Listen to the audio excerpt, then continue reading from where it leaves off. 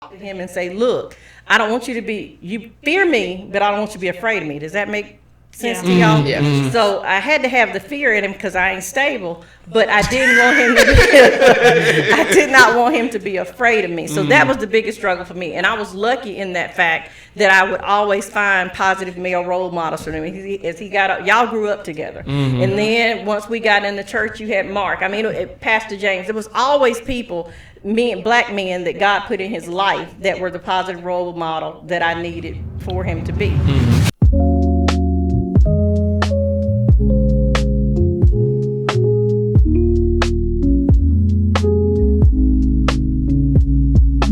Times and stuff, and then the minute like this, oh, I did the same thing. Nonsense that is getting thrown in the internet is ridiculous, bro.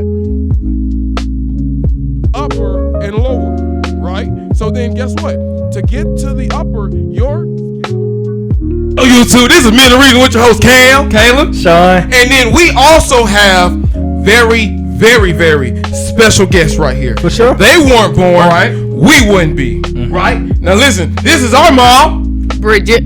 This is my mother, Carolyn. And now we also have a very special host that you have not seen since the beginning. Y'all know our brother, you know him, you love him, Michael. But then we also have our other mother here, Michael's.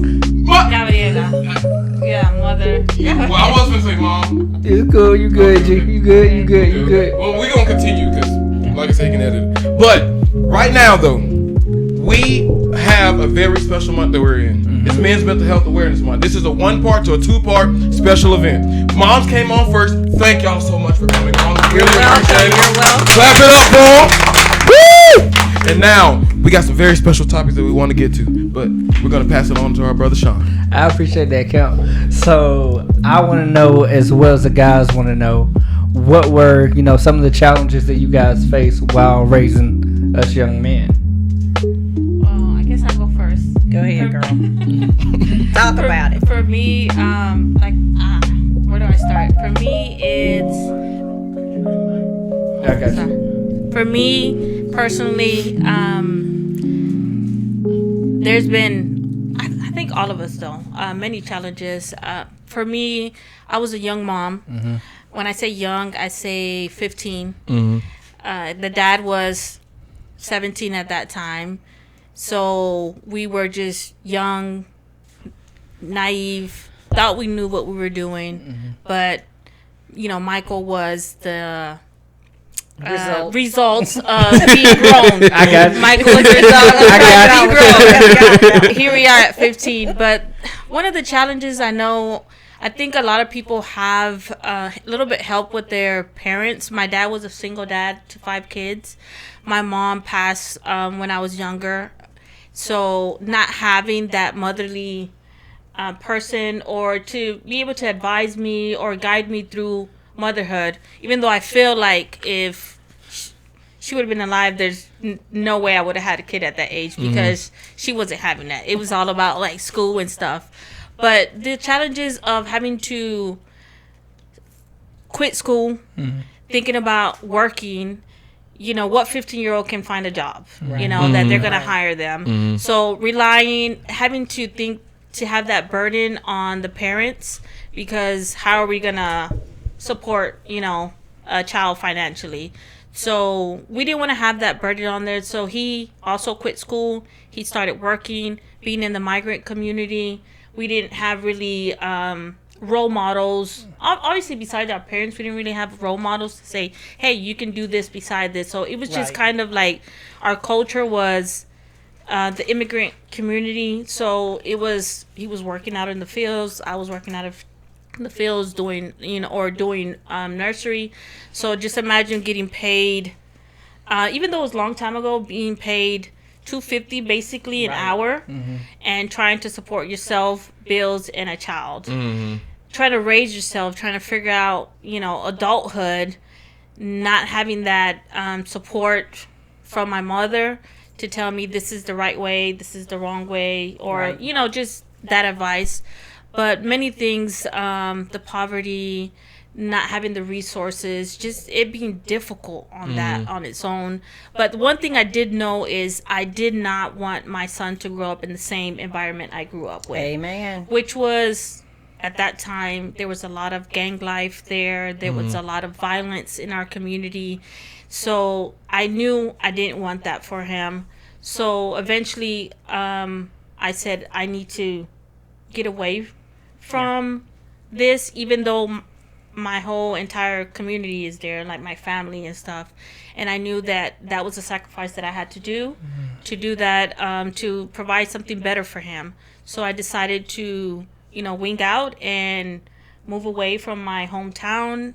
And I've been here in Carrollton about 25 years or so, just to provide something better for him. I just didn't want that for that. But those challenges, I think, of sacrificing family, sacrificing your youth and things like that. So I think that's one of the few of the challenges that we face, besides other things that, go along with young marriage and, trying to raise teenage kids. But besides that, but how about you, Bridget? What do you feel that was some of the challenges that you faced?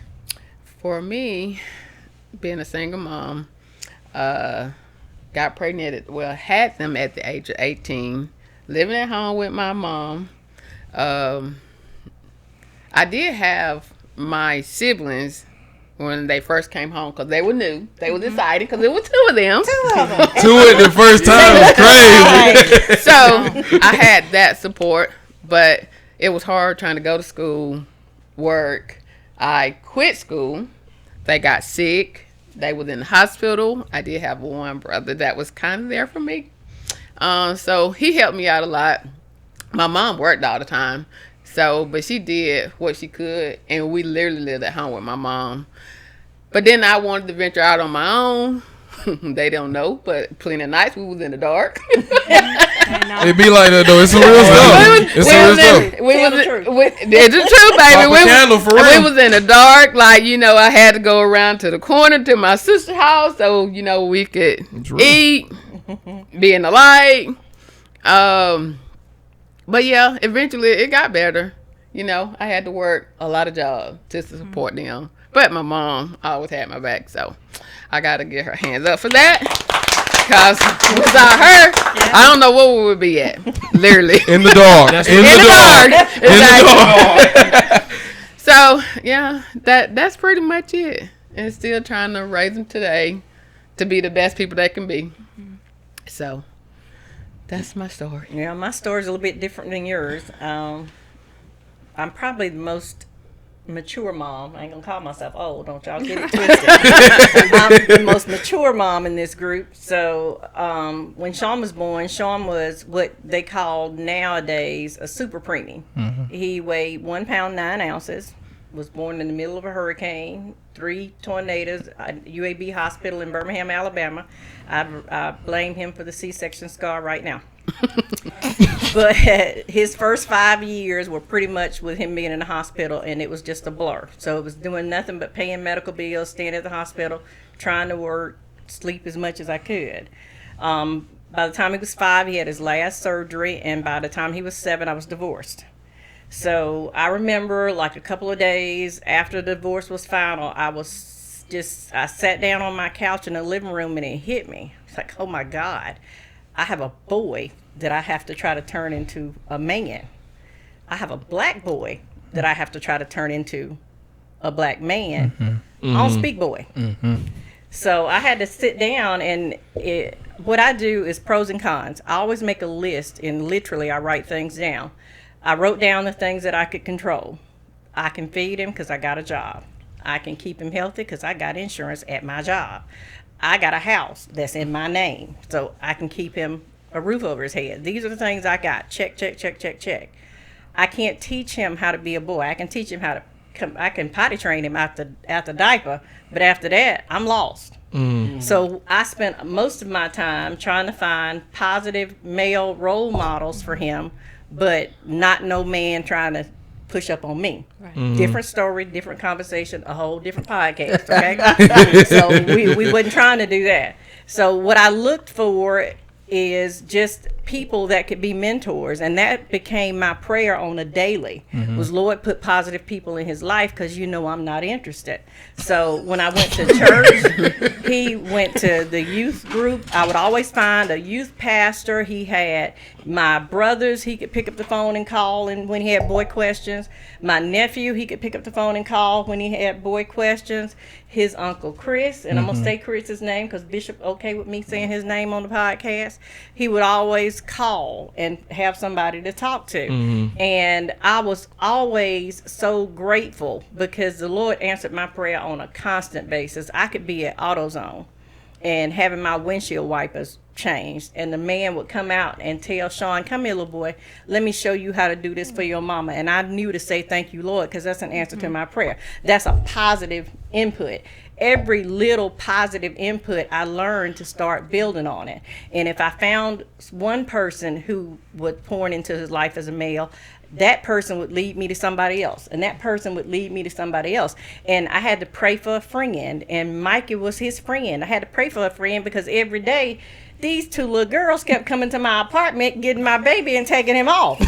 He's 9 years old, and it's the same two little girls every day. Now, I'm worried. Y'all know what I was worried about. But then come to find out later, he told me he was trying to push up on the little girls, so it wasn't even nothing for me to be worried about. But I prayed Mikey up, and then the two of you came along. So the biggest struggle out of everything, it wasn't feeding him. I got that. God had blessed me with a job that I made enough money that I could take care of him and my daughter. I paid 2 car payments. I paid, 3 at one time. I bought 3 sets of tires. I paid insurance. I had a job that kept me. I didn't have to worry about that. Lights wasn't never off. Water wasn't never off. That wasn't my issue. But being a male, giving him a male role model when I was not a man, and I did not speak boy, was my biggest struggle. And then them eyes did, right? The eyes did, girl. Yeah. You know they did. Pierced Cut him his soul. straight through. They have no base in it, but No. Sorry, Sean. Sorry, gang. That's what that look. The discipline part was the hardest part, because when you have a boy and you don't want to emasculate him, and I ain't no, like Gabby just said, it wasn't no base in my voice.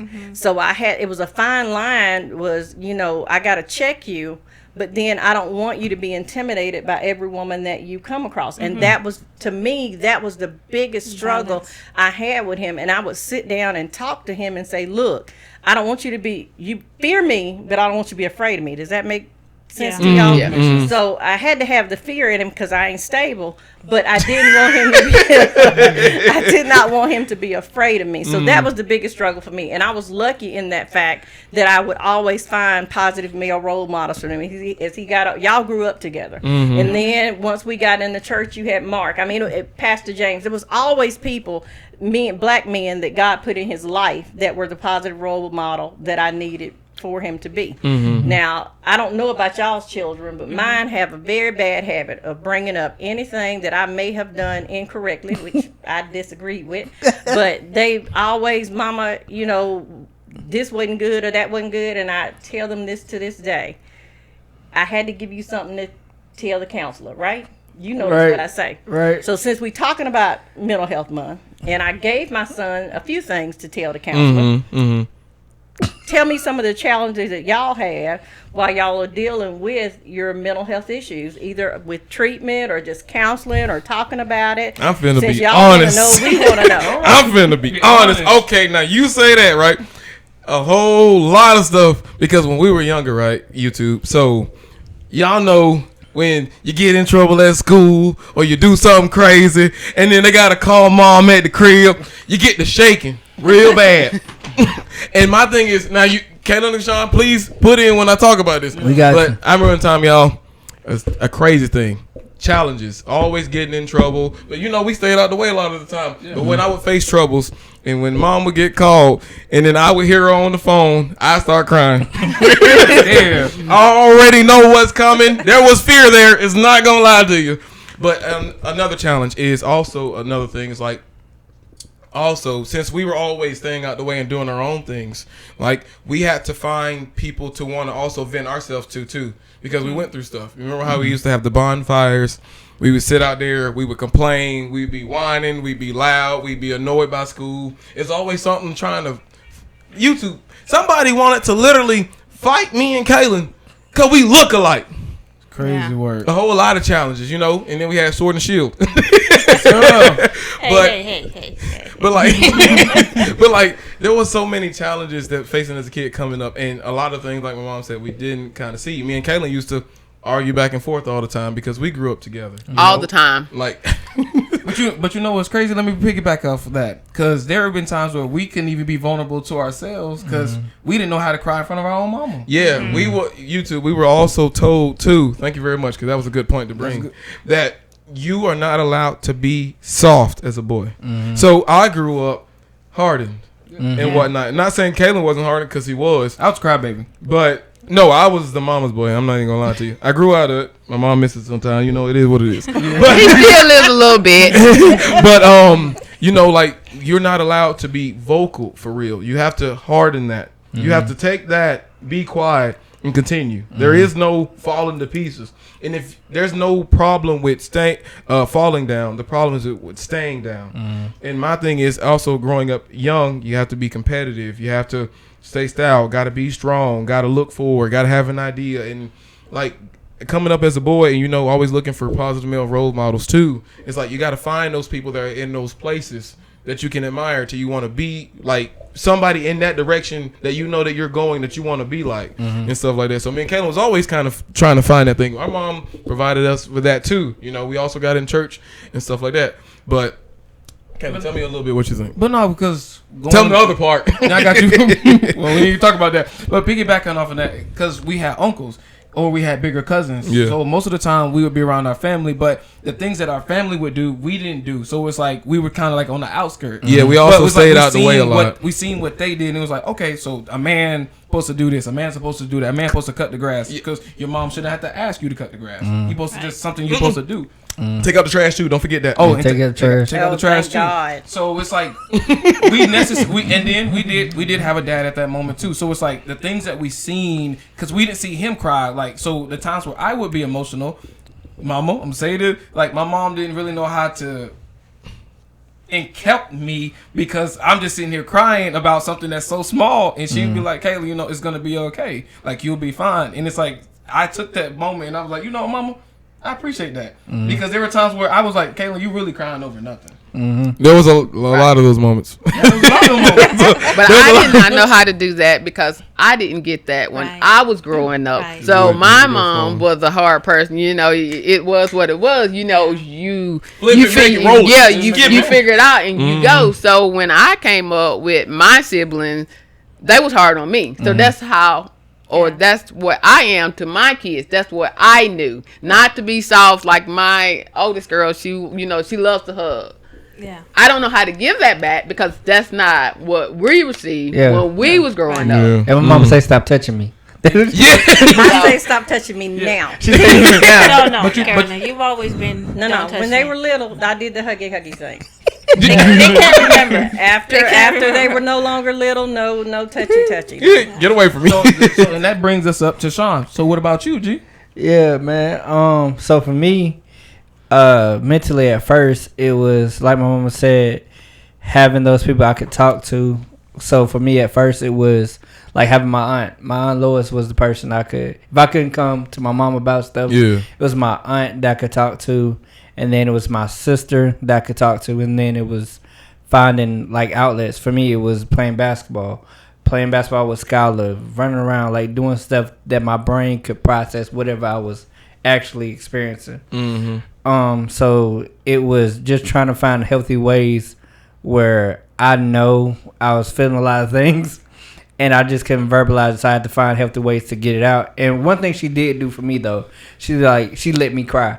So y'all know I am a crybaby. Sentimental. But you're passionate though. you You're passionate. passionate. But she let me get it out. Yeah. So, you know, even sometimes if I be like, all right, stop crying too much. Tighten up. Like, Yeah. you doing a lot, my boy. She made me feel safe enough to be vulnerable in that sense where I can be okay with my emotions. Because even me and you, when we were growing up, man, I'll be like, just cry. Like, why are you not crying? Yeah, Like, man, we used to go back and forth about that. I feel like your eyes red. Just get it out, boy. And Sean's not lying to you, too, because that's a serious thing. It took forever to cry. So I guess Kaylin and Sean are similar, and you and Michael are the same because same as Bridget, I did the same with Michael. Like, you can't cry, boys don't cry. Right. You know, build them up for the hard world. Yeah, the peer pressure of the world, the hard world. You know how it was, exactly growing up. You know, the same thing.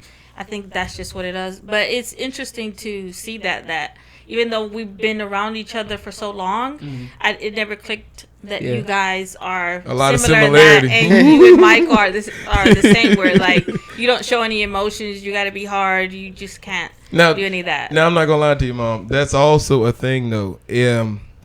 In the back and forth with it, not being able to show emotions has also been a bad thing for me too. It is. Because my mom, sometimes we would have conversations YouTube, and she'd be like, sometimes like, I don't know what I'm talking to. Like I used to be this softer creature and this and that and the third in a softer form, but then I changed and I became hardened. Puberty hit. Then puberty hit, and then she was like, child, remember? she was like, he's a very But Out of the he bunch. never were like kind of coming up. I feel like Camper changed a lot, especially after he went to the Army. Yes. Campers came back, this person like, you know what? I don't care. I agree. You know, ain't nobody gonna tell me nothing. Yes. You know, he just A little bit more rigid. right. Yes, I agree. Rough He around came the back edges, for exactly like Yes. a changed person. I was like, well, what the hell did they do to you? maybe absorbed a little too much. Yeah, right. You know what happened to my child? You know, I sent him off this way, and this is the way he came back. So Maybe I absorbed a little But too much. what do y'all do to handle those type of episodes, though? When those situations come up, what do you do now? So what I do now, so for now is talking to Mark. If I can't get Mark, it's talking to Pastor James. If it's bad, then I'll go in the back and I'll minister by myself. Where it's just I spend my time with God where I get stuff off my chest because I'm already I can't process it, and how I'm processing it is not going to be conducive in a healthy way at all. So now it's like, okay, let me go try to mom some of this out. Because one of the things me and Kemp used to talk about a lot too is growing up, even though Kemp was the angry child, that was our outlet. It was. So ministry became You're not lying. something to where, okay, I feel all this, now I have somewhere safe where I can get it out. There you go. And I don't feel as enclosed. Now I feel lighter where I can, okay, this may have been a burden. I can mom this out. So that's what I still do to this day in like therapy. But if I'm not doing any of those things, it's trying to find space where I can talk to somebody or I can worship myself out of it. So I would follow as to say therapy is one, but then also I've gotten into this kind of zone where I'm always overthinking, and being in your head too much is a very bad thing. We all know this, but Absolutely. let's say if I'm in a situation, I'm always trying to think about the positives, the pros, the cons, how to get out of it if I need to, and then what I could have done differently before I even walked into it. And so, trust, I've always thought, because like, did I make sense before going? Yes. And then did I make sense now? So I always thought, what could life have been like? You know what I'm saying? But we're here now. We just got to make the best of it. So my question to everyone, it's open forum, there's no wrong answers to this, but you know, we just talked on community and safe spaces. So I heard, you know, church was one of those, uncles was one of those. What was the things that y'all guys want to make sure that we had so that we could have those safe spaces to express ourselves? See, one of the things that y'all are missing that, thank God, that I had, you know, during my day, we had Big Mama. Yeah, grandmama. You know, in my neighborhood, my mama was Big Mama. That was the house you went to. Not that person was your mom, but that was the person that everybody could come. It wasn't about what clothes you got on. It wasn't about who was better than who. That was the safe space. And in every community, there was an old man that had the boys. You know, my mama was where all the girls were, and Mr. YC, who was the old man in that neighborhood, was the one that had all the boys. All that stuff is gone to the wayside now. So when I look at y'all and I think about how y'all have gotten to where you are right now, we created our own little community, me, Gabby, and Bridget. Yeah. You know, when y'all were over at Gabby's house, she let y'all musty up her house and tear up her furniture. And, Too much testosterone. And wrestle all over her Yeah. house. But how we got there is you and Mikey became friends. Because I still say I prayed Mikey up. Yeah. And you came to me and said, Mama, I want to spend the night with Mikey. And I'm like, I don't play that spend the night, know all this stuff. Same. You kept begging. I'm the same So way. I sent you to go get Gabby to meet me at the pool. And Gabby and me had a politely impolite conversation about the fact that my baby better come back in the same condition that he went to your house. the do's and And don'ts. we at first it started with me checking with her and her Yeah. checking with me. And after a while, when you said you was at Gabby's, I ain't even look. Yeah. Mikey come to Same. my house on Friday and you see him back Correct. again on Yes. Sunday. Right. And then my conversation with Bridget, y'all would be around, but I had never put you in the car. I had never taken you anywhere. And again, I'm the more mature mom. Not that I'm old. Don't get that twisted. But I went to Bridget and I said, put y'all in the car. Yeah. Drove I remember to that. your I mama remember that. house. Y'all showed me how to She get did. there. Got out the car. Bridget didn't invite me in. I want y'all to know she met me on the porch. I'm gonna go on and tell the whole truth. She didn't invite me in. She met me on the driveway. I did. I She met me at the driveway. So I introduced myself, told her who I was, where I worked, the fact that y'all was around all the time, that I fed them, I kept them, and I said, well, Bridget, since they hanging out with Sean, I want you to know if they act the fool, I'm gonna beat them. I'm gonna make sure that nobody hurt them, but I'm gonna feed them. But they ain't gonna clown on me. So if you don't want that to happen, don't let your children get back in my car. That is true. And Bridget turned around and she looked at both of them and she said, y'all heard what she said? And she said, okay. And they get in knew the I car. meant it. And right. And that was the end of it. But after that, it wasn't no me calling and checking. When Right. Sean said he was over at your house at the bonfire, did I call you? No. So we had our own little community. We Yeah. created that. a But village. what we're missing as a whole, especially just as a people, we're missing the big mamas and the big mama houses. We're missing the uncles and the uncle houses. We don't even have the YMCA. We don't even have Boys and Girls Club. There's Right. so many. There's no place for a child to go to be safe anymore. Yeah. And those spaces that I just listed, they became unsafe because the people they were putting in there weren't, you can't let your kid go in there because now they messing with them. So we're missing, what we need as a community is to create that safe space. And I couldn't save the world. Our job was to save y'all. And that's what we tried to do. And I Yes. think we were successful in that. I believe I Very agree. I agree. And you know that also, since y'all, thank you very much, Mom, for saying that. But also as a follow up, that since we've always been together, we've always held each other accountable and always kept each other safe. Because Sean was always the pillar to the group. Like, hey, we're doing too much. We're doing too much. Round it up. And you already know, Kaylin was the rebel. He Yeah. just had to fight the law. I was the angry kid. I was just angry. Sean said, "Go get some help." And then Mike was always put belt to him. That's exactly what he did. Yep. And we always we had a balance though in our community. We had a balance because we always knew when we get into outlandish, Sean would speak up. And even though we would always be like, "Whatever," we would listen because we know that his intentions are pure for us. You know what I'm saying? And then we also knew when it was time to put belt, we had to put belt. But at the same time, though, like, as we built our community, as we grew up, because first, just like they were saying, Sean, then Mike, then it was Kaylin, then me. Me and Sean didn't even like each other. Still at the don't know beginning. why. We don't even know why. Can't remember. We just didn't. And then as we grew and as we evolved and as we become grown men, we've watched each other grow.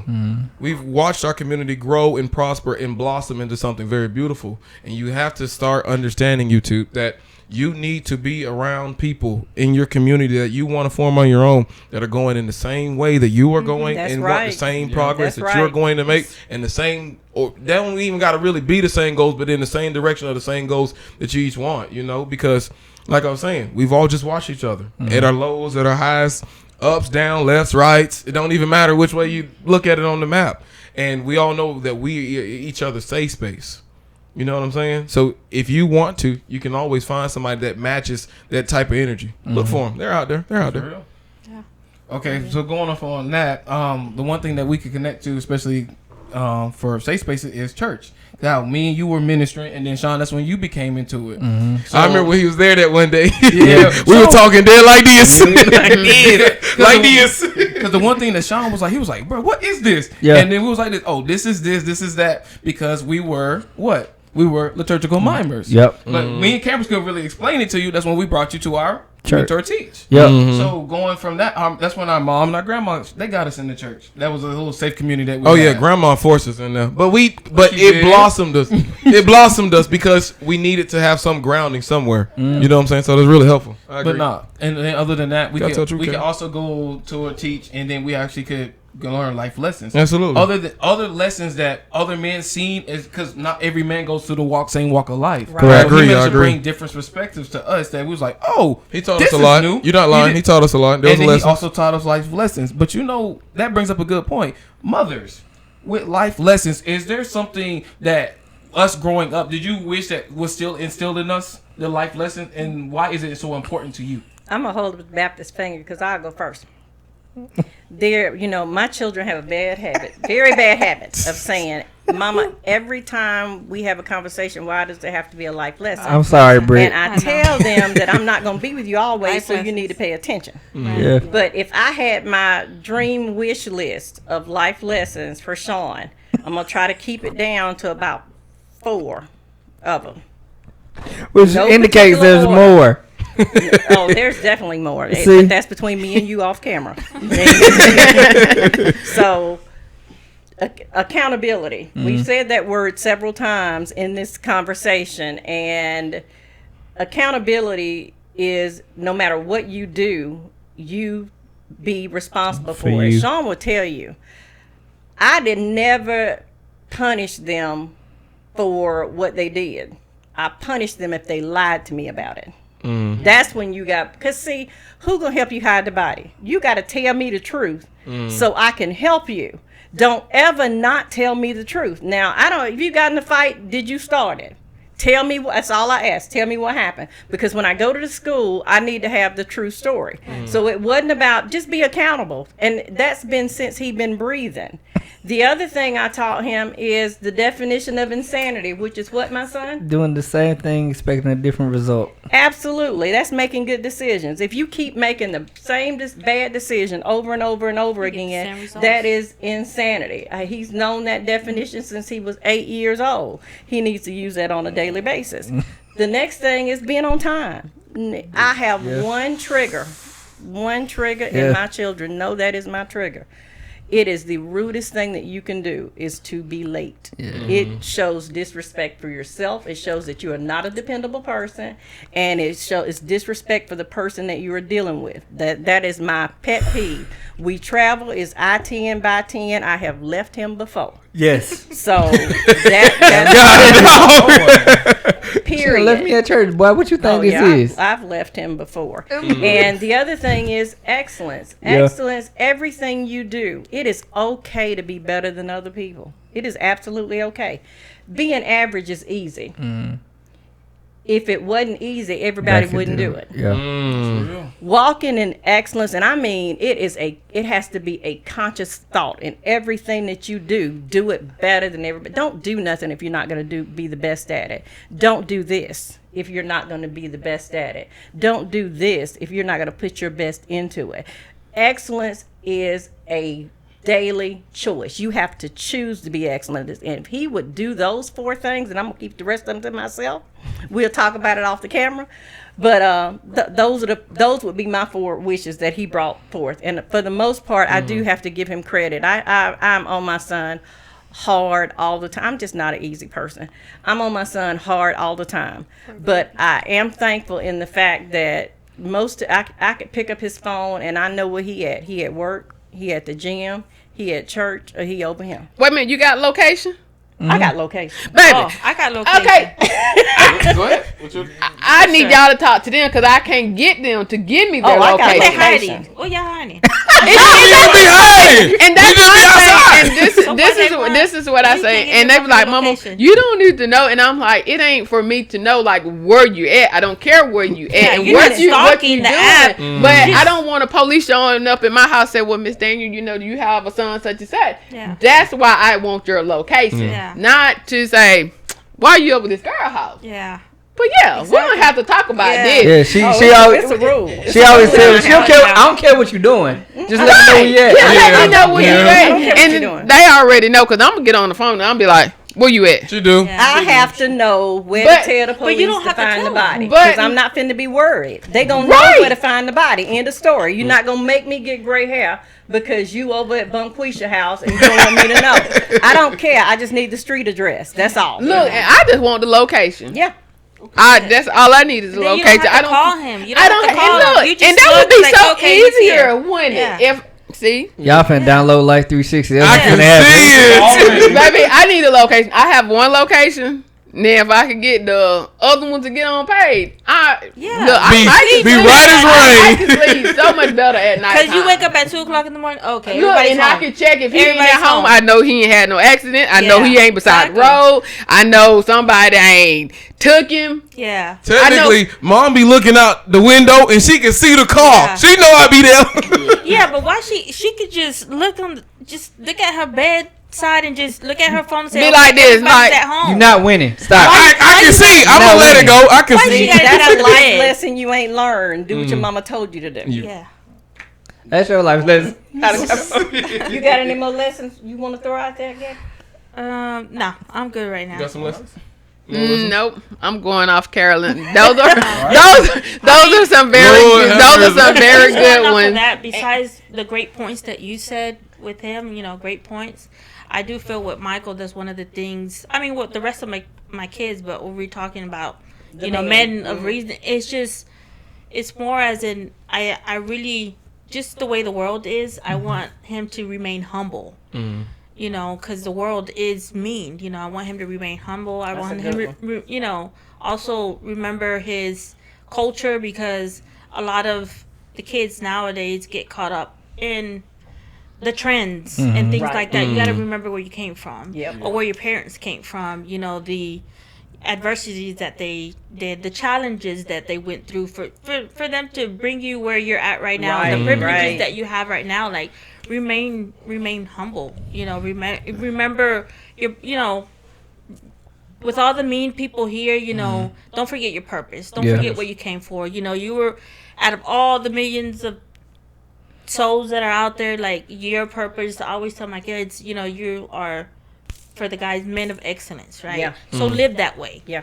Don't get caught up in trends, and don't get caught up in drama, and don't get caught up in other things like that. But I think that's one of the things for my children is, remain humble.